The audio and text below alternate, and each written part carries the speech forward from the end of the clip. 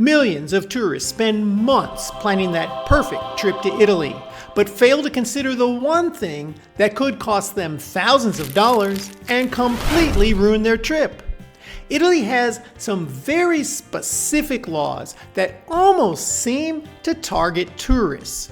But they're not going to catch you off guard, because today I'm giving you 11 laws you need to know so that your next trip to Italy can be problem-free. I'm Gary with Optimal Travel. Let's get started. I remember back when I was in college in Washington, D.C., it was kind of a popular thing for students to do, to go and take their lunch to the Lincoln Monument and sit on the steps and just eat outside in the historical environment. But in Italy, this kind of thing can get you fined hundreds of dollars. Something as simple as eating a sandwich or drinking a soda while sitting on a fountain or a monument steps or in historical plazas in major cities like Rome, Florence, and Venice can get you fined. Your best bet is to keep your eating to a cafe or a designated park, or even while you're walking down a city street, as long as you're not in a historical place. But eating isn't the only thing that can get you in big trouble around some of these monuments.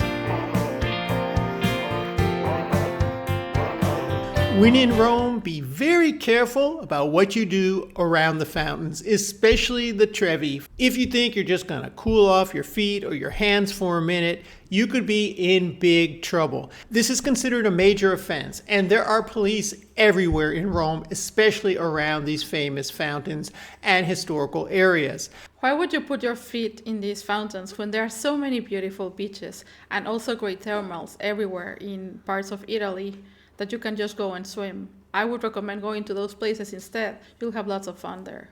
Now, they also in Rome have drinking fountains throughout the city, but be careful using those because it is illegal to touch or put your mouth on the actual nozzle that the water is coming out of. So you have to either use a bottle to catch it or your hands or something of that nature, because you could be fined up to $3,500 if you touch or put your mouth around that nozzle.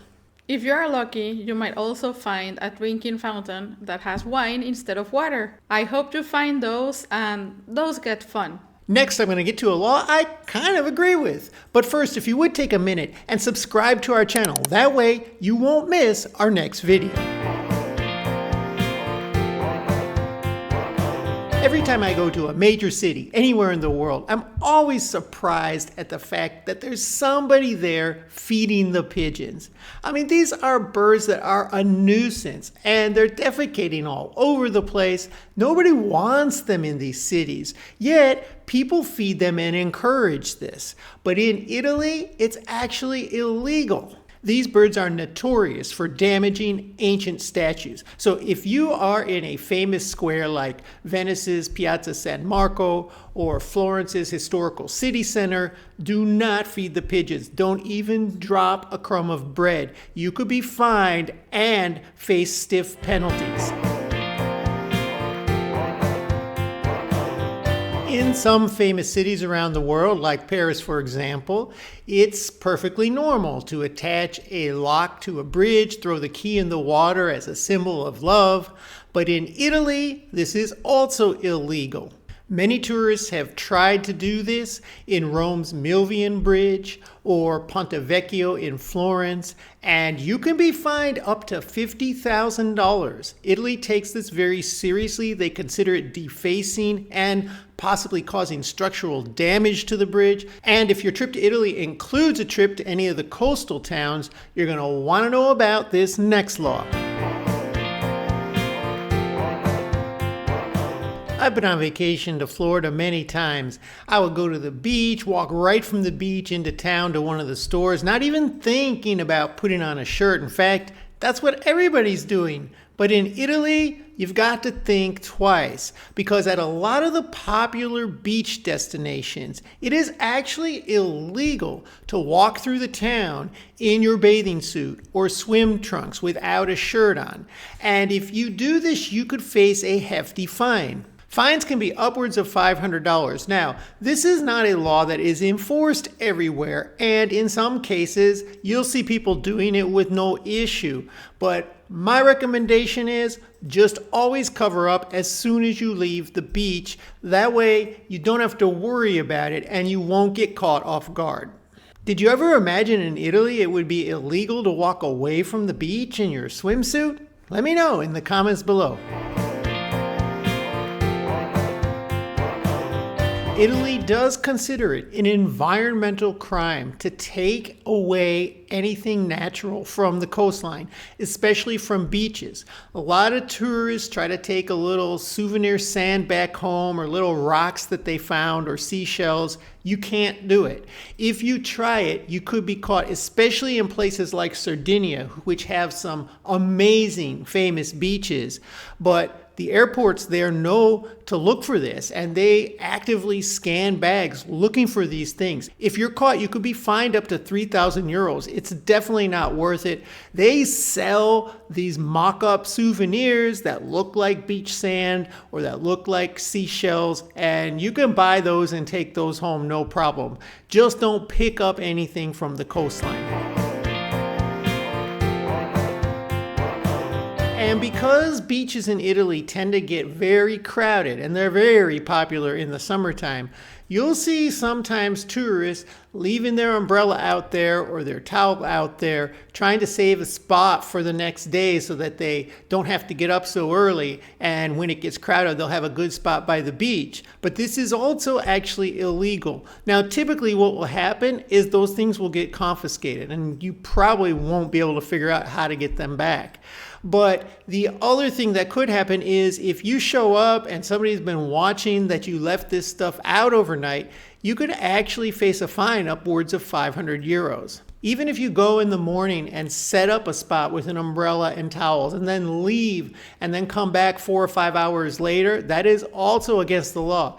According to Italian law, you simply cannot occupy a spot on public land unless you are there to enjoy it. If you really want to make sure that you have a good spot by the beach, then just book a beach club.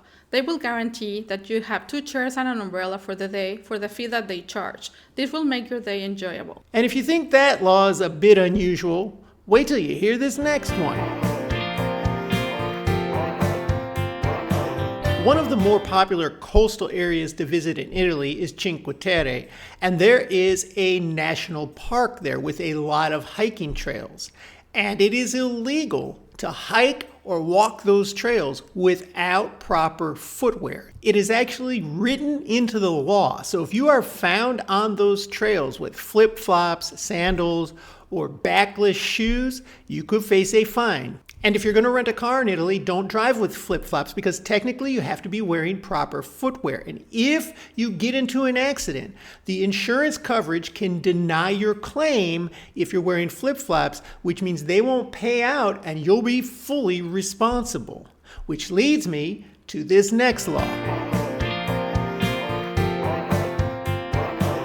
Renting a car in Italy can be quite interesting and very useful because there are certain parts of Italy where it's harder to get around on public transportation, especially in the south. And you're really going to want a car so that you can see everything you want to see. But there's a couple of differences between driving in the US and driving in Italy. Depending on where you drive, it can be challenging because people do not drive like in the US.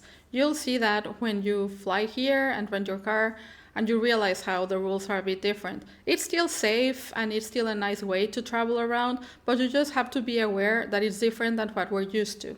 One unusual thing you're going to notice is that police set up random checkpoints throughout the country in various cities to pull cars over for no reason. You're not doing anything wrong, but they want to check your documents. And they're going to make sure you have the proper driving permit. In Italy, you can drive with a U.S. license as long as you also have an international driving permit. You can get these from AAA for about $20. There are other places you can get them as well. But if you are caught without that driving in Italy, you'll face a fine upwards of 300 euros. But that's not the only thing the police are checking for. In Italy, it is a legal requirement for everybody to carry official photo identification.